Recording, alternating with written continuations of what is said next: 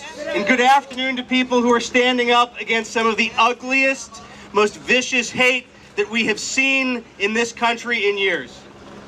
It happens every Last weekend, I'll get to that. Last weekend, we saw unbridled, unrestricted, torch-wielding ugly in this country. And we heard it magnified with a megaphone from the highest Twitter megaphone in this country. And I'm glad to see that the alt-right didn't come.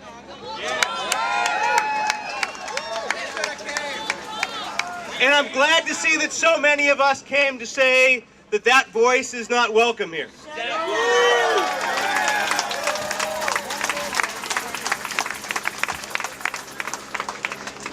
But the response to ugly from last week is relatively easy.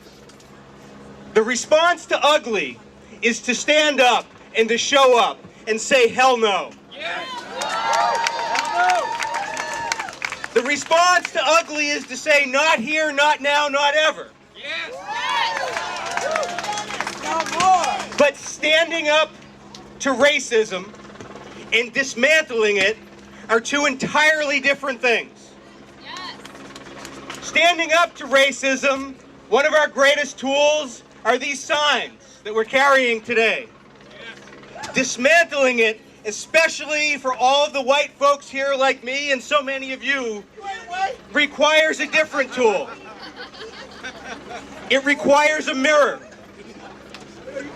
We all need to look at ourselves and ask ourselves when we have been silent in the face of racism, when we have benefited from systemic racism, when we have ignored or benefited our white privilege. We need to look in a mirror at ourselves, at me, and ask what I can do better and what you can do better. We need to look in a mirror. I'm going to get to that. I'm going to get to that. I will get to the church in just a second. You got a minute. But as long as we look in a mirror in Los Angeles and see that 50% of the homeless people here are black, we're not dismantling racism. As long as we look at the system in Los Angeles and we see that a young black child is getting disciplined differently in the schools than a young white child, we're not done with our work. As long as we look in the mirror and we see that there are food deserts in Los Angeles and you can't find a supermarket in many black and brown neighborhoods, our work is not done.